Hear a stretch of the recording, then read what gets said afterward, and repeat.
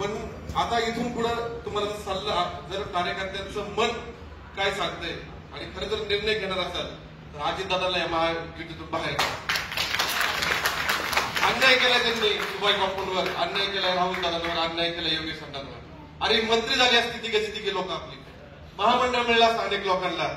अजितदादा येऊन आमच्या आबासाहेब सोनवणे शामगावडे डिप्युटीचा निधी मागायला गेले आणि अजितदादा म्हणले तुमचा काय संबंध आहे, आम्ही 10% निधी देणार. अरे नको आपल्याला सत्ता ही पुढची विधानसभेची, पण अजितदादा असेल तर पाहिजे का सत्ता आपल्याला पुणे जिल्ह्यातल्या कार्यकर्त्यांना? बापू, पुणे जिल्हा आणि सोलापूरची सुद्धा तीच परिस्थिती आहे. तुम्हाला तर पालकमंत्री काय दुसराच मिळालेला आहे आतापर्यंत.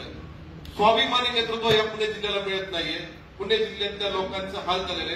ज्या राष्ट्रवादीशी गेल्या 10 वर्षापासून आम्ही विरोध करतोय ती राष्ट्रवादीचे अजितदादा तुम्ही आमच्या भोगंडे दिलेत आणि अक्षरशः कार्यकर्ते आज भीतीच्या वातावरणामध्ये.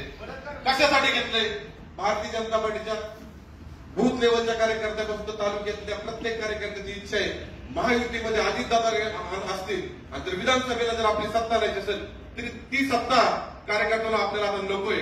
काय करायचं? अजितदादासाठी सत्ता राहायची, तिथं त्यांनी पालकमंत्री व्हायचे, तिथं बॉस व्हायचं, तिथं आदेश द्यायचे आणि भारतीय जनता पार्टीच्या कार्यकर्त्यांना चिरडण्याचं काम करायचंय. बॉसची सत्ता आम्हाला नकोय. होऊ द्या तुम्ही पालकमंत्री सोलापूरचे, होऊ द्या आमदार पालकमंत्री पुण्याचे. आणि त्यांनी पक्ष वाढवलाय, कार्यकर्त्यांच्या आंदोलनाच्या आमच्यावर वीज बिलाच्या विरोधात आम्ही आंदोलन केलं, त्याचे गुन्हे आमच्यावर दाखल आहेत.